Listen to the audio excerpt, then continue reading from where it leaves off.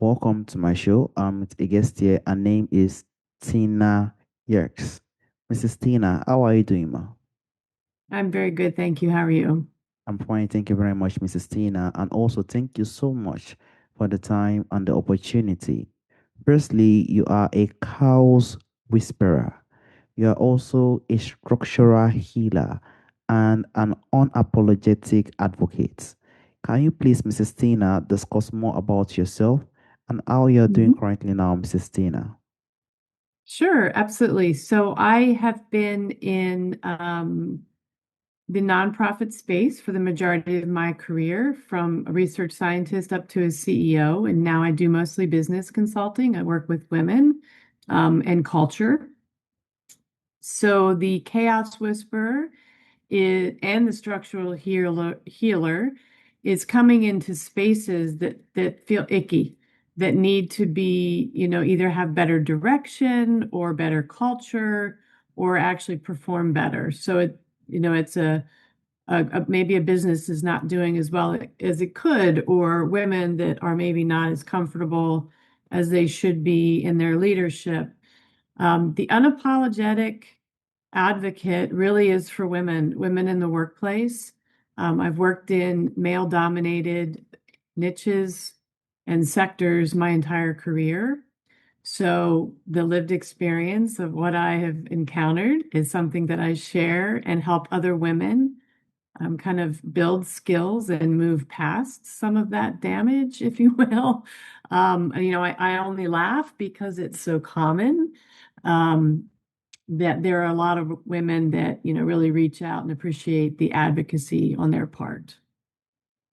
Very much beautiful. In everything that you've done, you actually make a lot of impact when it comes to healing and also being an advocate in point of women and also other areas that can also be of impact and growth to everyone's life as well.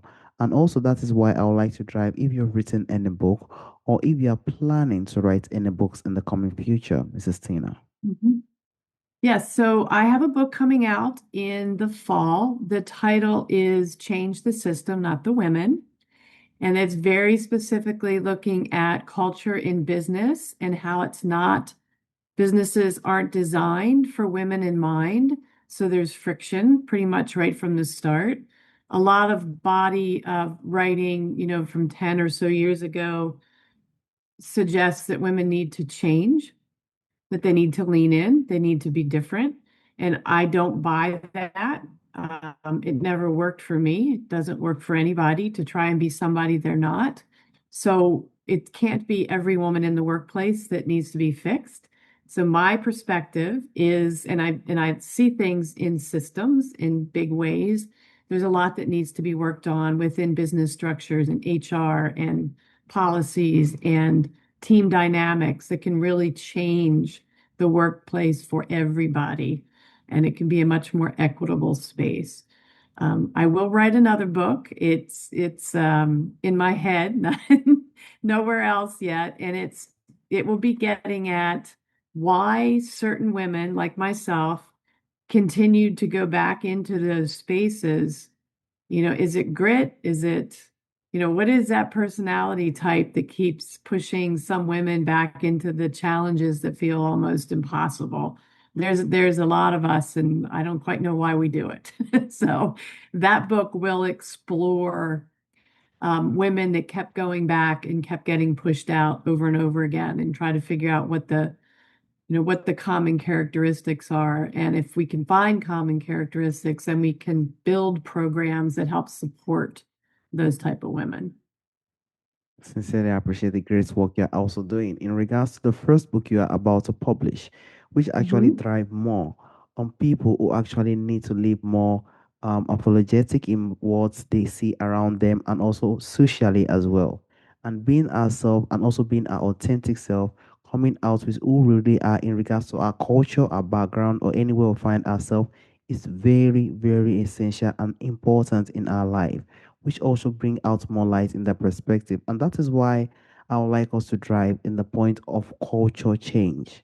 Because for listeners leading teams or organizations, what does real culture change actually looks like when it goes beyond slogans, value posters, or one-time initiative, Mrs. Tina? That's a very, very, very good question. And I can say that real culture change is hard. It's hard work because patterns are so ingrained in the way organizations work and in the way that leaders lead. So it really takes a heartfelt commitment to the company or from the company or from the leader of that team to go really, really deep and question their own behavior, question their own biases, learn a different way of thinking and interacting with people. And it's really hard. It can be incredibly painful for people because they have to admit they've made mistakes and that there's better ways to treat people. So, true culture change requires an immense commitment by leaders and companies to change, to bring about real change in meetings, for example. If you have a meeting where there are several men and just one or two women, and you're the leader, are you managing the dynamics in such a way that the women are not being interrupted, for example, or that the women aren't being spoken over top of, or diminished or dismissed when they speak? So, as a leader in that group, it's your responsibility to stop the behavior right in its tracks so that people feel safe talking and sharing opinions, and that can be extremely uncomfortable. So, but it's necessary. Like the best solutions, the best answers to problems come from teams that are the most diverse, not only gender diverse, but background diverse, ethnic diversity, everything. The more diverse your team, the better innovation you're going to come out the other end. But you have to be willing to accept that people don't think the way you do. Exactly. And people have different thinking, to be honest with you, because Mhm. when diversity is there, I think it makes more impact. But diversity, from different backgrounds, things like that, it could make it a little bit difficult or actually one way or the other for the leader as well. You've actually make a very huge and powerful point. Culture change is very, very tough and it is always not Mhm. easy. But for us to make the change, it has to be gradual and actually trying our best to also do it in a way that we feel like could also be of a way it will not be like a reflection on the leader as well. It is not easy, but Mhm. we just have to try our best, which is one of the main reasons why we're having this profound and insightful conversation. Mrs. Tina, I would Mhm. also like to drive to the point of difference between a Mhm. culture that goes on the outside and the one that actually goes from the inside. So, how do Mhm. you think leaders can recognize the difference between a culture that only looks healthy from the outside and one that Mhm. genuinely creates trust, accountability, and belonging from within, Mrs. Tina? Right. Yeah, that's a really good point. There are a lot of companies that say they are, following the path of diversity, equity, and inclusion. They've hired potentially people to do those jobs, but oftentimes it doesn't move the needle much internally. And the reason for that is because there's internal resistance from the leaders who are, mouthing it, but not walking the walk. And in order for that change to be internal, they have to be held accountable not only by their teams, but that by their own leaderships. And if it's a public company, by their stakeholders, or if it's a nonprofit, by their volunteers and their board members. So there needs to be, the Band-Aid needs to be ripped off, is the way I like to describe it. In that you may say you look good outside, but the Band-Aid is hiding what's happening inside. So you have to rip it off and you have to listen to what your people are telling you, and sometimes it's anonymous surveys because people are afraid to speak up. You can also sometimes see patterns in women leaving the organizations in large numbers and nobody bothering to ask why, or certain cultures that feel uncomfortable interacting and no one seems to ask why or figure out why you're not hearing their voices. And those are the really hard internal looking pieces that have to follow that external mask of DEI. And it again, it's hard work, but I will tell you, it is incredibly rewarding working with teams and getting them to the point where their communication styles are working together instead of against each other. There's psychological safety, like, I'm sorry, but I don't agree with this, and let me tell you why. And it's actually heard instead of dismissed. I've been incredibly lucky in my career that I've worked globally for probably about 10 years, in just about every culture that you could imagine, from very strict, not strict,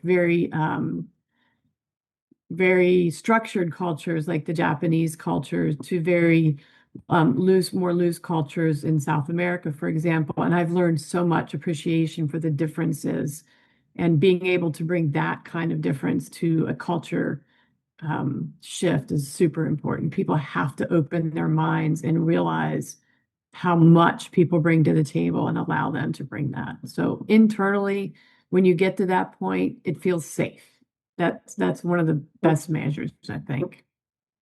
Exactly. It's not only about the outside, it's about the information that needs to be brought to the table. Our internal is one of the most important thing because that is one of the things that will actually build the organization and actually make it more impactful at large. And also in an organization, it actually usually take time at times. And I'm very glad that you are also in the position whereby you've gone to the German perspective to see how it's been done and other areas as well. Because for someone to actually bring out the internal thinking or the internal thought down to the organization and for it to not be dismissed or criticized, it's actually a very huge work, to be honest with you. And that's why consistency, and that is one of the main reason I think this everyday behavior that you think one can do that can actually build the culture. Because when the culture has been built to a very strong point, every single person flows, every single person understands themselves as well. So, what do you think are some of the everyday behaviors, leadership habits, and structural decisions that quietly shape culture far more than official statements ever do? Mrs. Tina. So, just so I understand your question, you're asking in terms of positively changing culture, Yes. correct? Okay, perfect. Instead of blocking it. Um, I think it is imperative for the leader to show humility and to show the ability to be wrong at times and to turn to people on their teams who, you know, maybe report to them or maybe above them and say, I don't know how to do this. I don't understand this point. Can you help me? Like, legitimately help me understand. One of the things that I always have taught people is first you seek to understand, then you take action. Never make an assumption about somebody's behavior or somebody's response. And when you model that um, openness to listening and to making changes and to being, um, to being genuine, I think is a good way to put it. It really starts to make people comfortable. They realize that you are there to have their back, and then you don't make a mistake. You don't turn the other way, right? And do something completely different. You live by what you say you're going to do, and you're transparent about it. You do what you say you're going to do. You walk the walk, no matter how painful it might be. And sometimes it can put you at odds with your own leadership.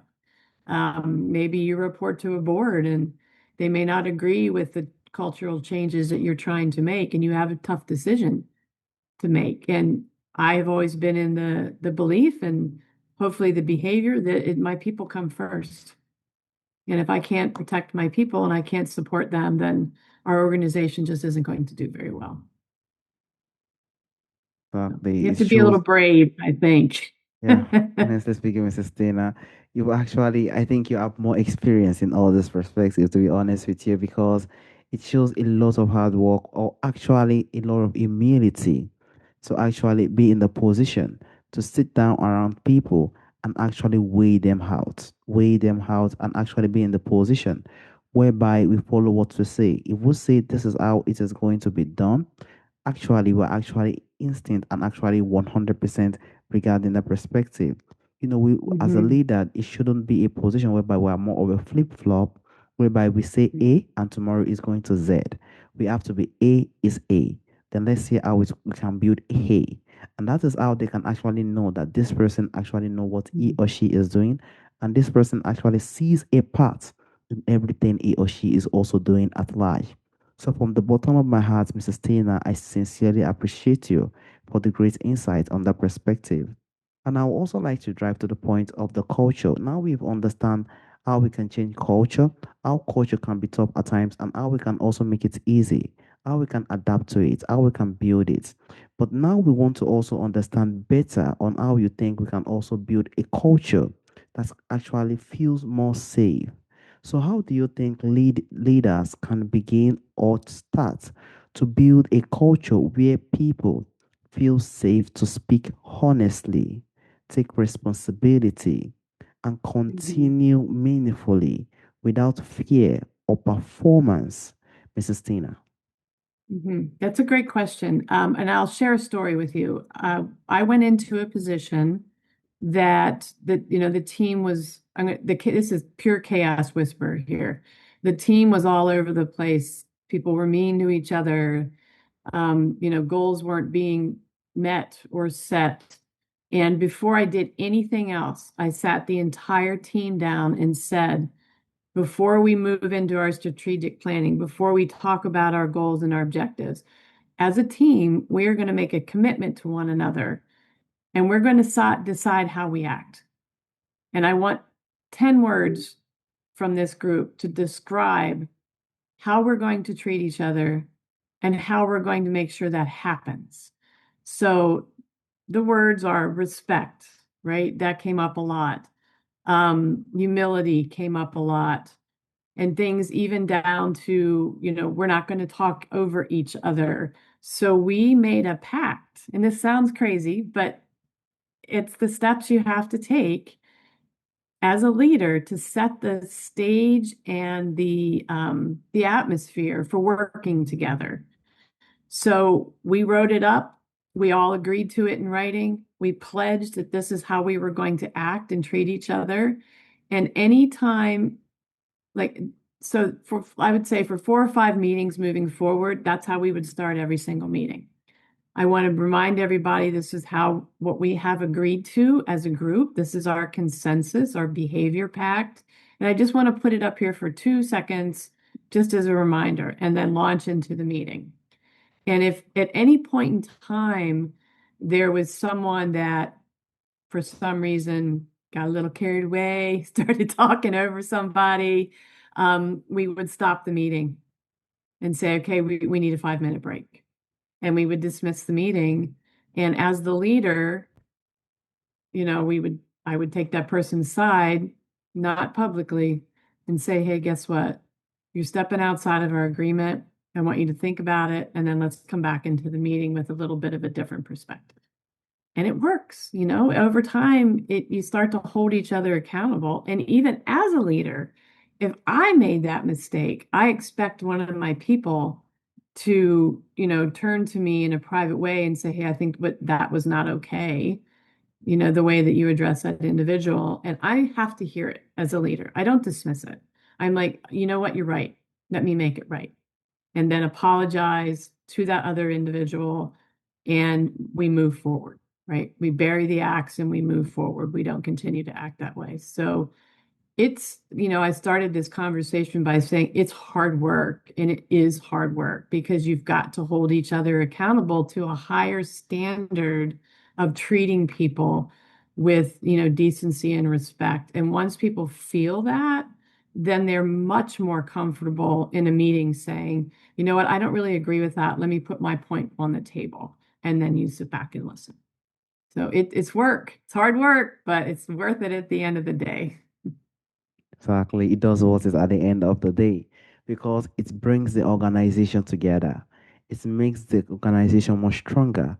And it's also Hmm. make us to be in a position whereby the biggest opportunity isn't missed, because it might be the one that we actually do not even usually listen to, that has the Right. best idea that can actually make things work. And that is why That's we right. have to always open up. Sometimes we might say some things, we are not perfect, we are humans. Sometimes we No. might make some perspective whereby it isn't right. And for us to come out and say, okay, Ma, this isn't right, and we should actually, is very, very much profound, and actually giving a sense of listening and also adjusting as well. Because sometimes we're Mhm. actually not even knowing that we're actually making some mistake as well. And that is why, Right. as probably a leader or someone who is actually handling an organization, consistent learning is always at pace, just to continue to bring that organization together, to bring it more stronger, and make every single person actually have a open heart to any suggestion that can be of a betterness of the Right. organization or the community as well. And also, Hmm. Mrs. Tina, I would just like to drive to the point of women, because that is the perspective, and also others who have felt limited by unhealthy workplace cultures.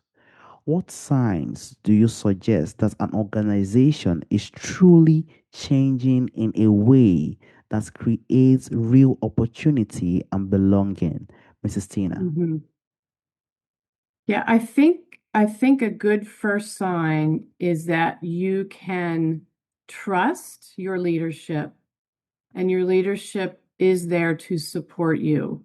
And the first time you see that not be the case, then there's a crack in the wall. Then the lip service is not working. So it's not that someone made a mistake, it becomes a pattern. So you have to look deep for those types of patterns. I think one of the biggest challenges, and it's becoming more of a male challenge now as well, is when two parents have to work to make a living, there needs to be some flexibility in the workplace and acknowledgement that they have kids and that they maybe need to drop them off. And maybe they don't come in till 9 o'clock. And who cares? I mean, that's my perspective, right? You guys are adults, like work it out. If your work is getting done and things are great, then work it out. Like don't put these crazy restrictions on people. That was always a woman's problem for a long time. We are seeing shifts now where men are all picking up more of the drop off and pickup duties. They're sharing that load more equally.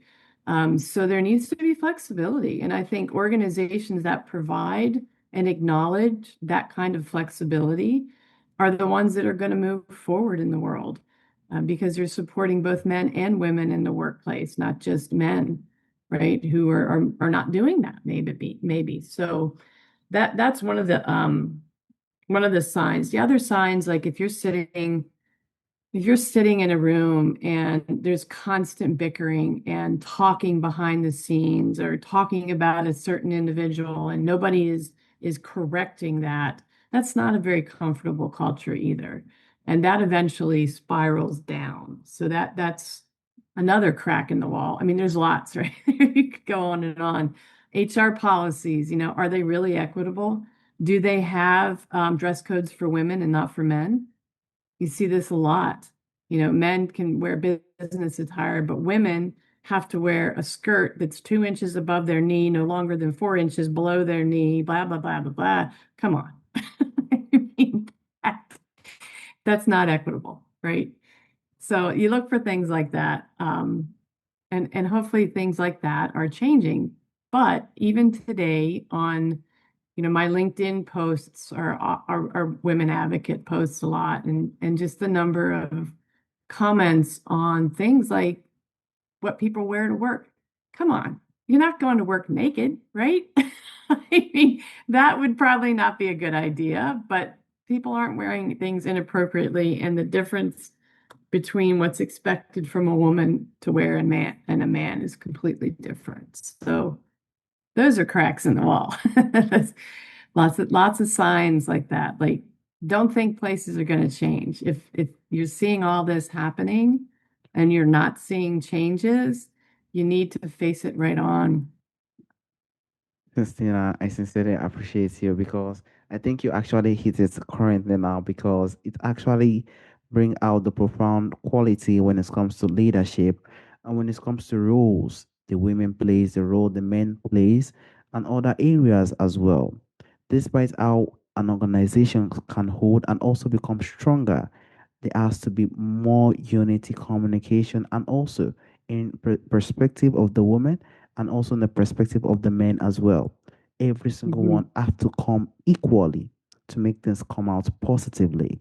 And that is why, Yes. despite how everything can be, the message have to come from both perspective and it has to be in the same respect that comes from individuals as well. And I think, more of the selfishness, I would say more of, I think jealousy, things like that, usually come up in all those rules that comes around. And as a woman or anybody who is actually in a position whereby he or she has find one or two things that actually feel like it isn't comfortable in some perspective in the person's life and other areas as well. It has to be something that has to be like a sign we have to actually acknowledge to see if we actually need to make a shift as fast as we can. We should not wait for a Hmm. change or hope something will come in the coming future. So I sincerely hope that the world we are coming to in the coming future, we embrace everything that comes around us and we see everything as the light. What we want to bring out as an organization that want to last longer, to actually bring out a profound information that actually want to grow is actually bringing out messages that can actually be of impact on the organization and other areas as well. That is the most important thing, and that is must always be secured and it always come to the source of the leader. And Mrs. Tina, Hmm. there is also a question I normally ask during the end of the show.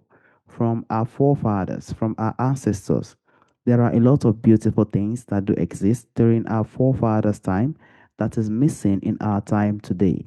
If there is anyone or anything you would like to bring back to our time today, Mrs. Tina, what do you think that thing will be, Mrs. Tina?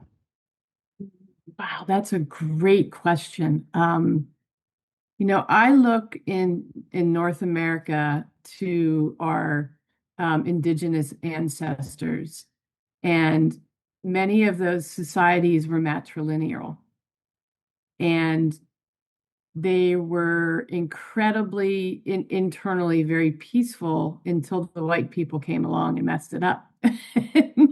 In terms of religion and different opinions, instead of accepting the way um, they were living peacefully, there was a push to change it. So I would love to see us get back to a world where we appreciate and respect differences because differences are what teaches us to be better. So I look to that in North America. I'm lucky enough to live in a part of the country where there are many active indigenous tribes that are very peaceful and sharing and loving with the community. And it's just super, the humility and the respect for for nature and the world and each other. That is a place I would love to see us get back to as a country and as a world, honestly. And we should always remember that every single one of us around the world are one family. And despite the differences, we do know languages and other perspective make the differences to be there. But despite the differences, when we realize we actually come together regarding the differences, we have so much qualities and so much things that we can actually do to actually make this world more beautiful, actually make an organization, every single thing we do more beautiful. And that is what we need in our time. We have to try our best to adapt because it is always not easy because imagine how different we are. It shows the kind of quality we have actually brought together to actually provide an information to several listeners who are out there. And Mrs. Tina, I also want to use this opportunity to thank you for the time and the opportunity for us to have this profound and insightful conversation. Thank you so much, Mrs. Tina. Thank you for having me, for reaching out and connecting. It's great. Thank you.